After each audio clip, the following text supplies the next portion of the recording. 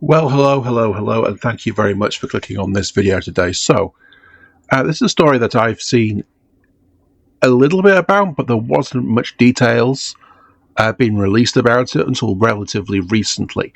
So this is coming from the Canaries. This is about um, British police accused of fabricating evidence with AI. So let's kind of delve into it. So a Derbyshire police officer is facing a criminal investigation. That's a huge sound outside. Never mind.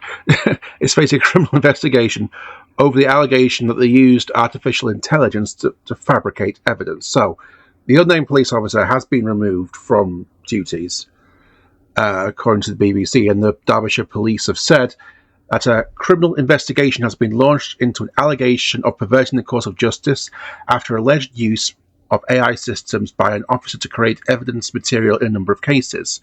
He then says the force is working closely with the Crown Prosecution Service in relation to any potential impacted cases, which I imagine would be quite a lot because it's likely this person has done this before.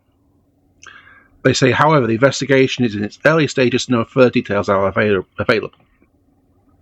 And the police officer has been removed from online duties pending the outcome of the investigation, and no arrests have been made. Now, this is just part of an ongoing trend of the police using AI. So the government announced an organisation called Police AI, or an institution called Police AI, and it said that officers across England and Wales will spend less time behind desks and more time protecting their communities as the government rolls out Police AI, a new national centre dedicated to responsible development, piloting and scaling of artificial intelligence in policing. The centre, backed by a record of 75 million over 3 years, will work across all forces to identify, test and scale AI tools to deliver real results.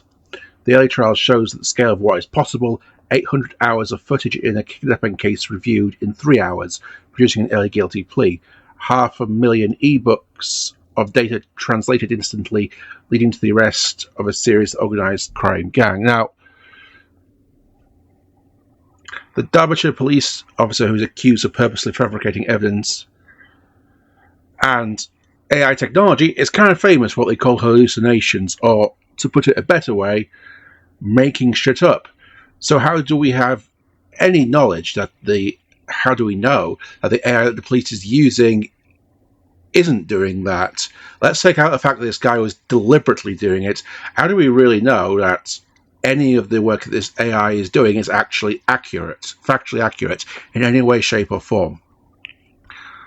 So, a privacy research at Tech Falcon discussed the announcement of police AI in relation to this case, and they say that a Derbyshire officer allegedly used AI to fabricate evidential material across multiple cases, not one.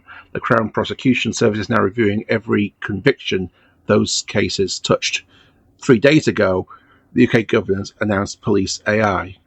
140 million, a national AI centre for policing, 40 new facial recognition vans, AI tools for every force in England and Wales by 2027, the official goal to get responsible AI into the hands of officers. Well, are police officers really responsible people? And then add 3 days later, a criminal investigation into an officer using AI to manufacture evidence. So, even though there could be work that AI could potentially do in terms of bureaucratic stuff, which, again, how do we even know it's doing that right unless someone's actually checking it? But with the outlet of things like facial recognition and this AI fabrication, how do we really know that what the police are accusing people of is actually real and not just something that they've just made up, or that the AI itself has made up? Because when it comes to facial recognition, it's not accurate. There's been multiple articles and news stories about people that have been harassed and have been accused of things by the police unjustly and unfairly because of facial recognition. I remember reading about it some time ago. I think it was on The Guardian. Guardian, several people who were accused of very serious offences because of facial recognition. Facial recognition saying, "Oh, you were here at this particular crime scene," and they're saying, "Well, no, I wasn't, and here's why. Here's the proof." And the police were incredibly dismissive of it and like, "No, no, no, the facial recognition, that's undeniably true. What you're saying and the evidence that you're presenting that actually didn't do any of these crimes, that's not accurate." People put too much faith in this. And as multiple people pointed out, the problem with facial recognition is it's just a guess. It's just a reconstruction. And it's a reconstruction based on algorithm that's basically trying to piece a face together. It just means a computer thinks this is what a person could look like. That's not that impressive. It's certainly not anything to really rely on.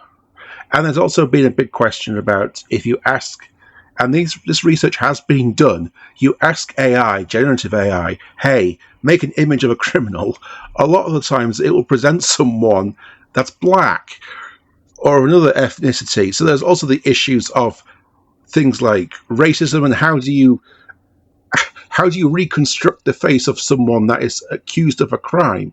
Exactly. It depends on the biases and the information that's going into the actual AI itself. And police officers do lie and make shit up and cover for each other. Do I need to mention the Hillsborough disaster, which was a disaster which the police caused? And they blamed Liverpool fans with support of the media, like The Sun, which is why The Sun is not really sold in Liverpool to this day. They lied, and they admitted to doing it several years later. Several of the more junior police said, yeah, our senior police people said, lie about this to cover us up because we fucked up and we have to shift the blame. So I don't personally trust any of this new AI be given to the police because it really depends on the people that are being given to, that are in charge of it, that are using it.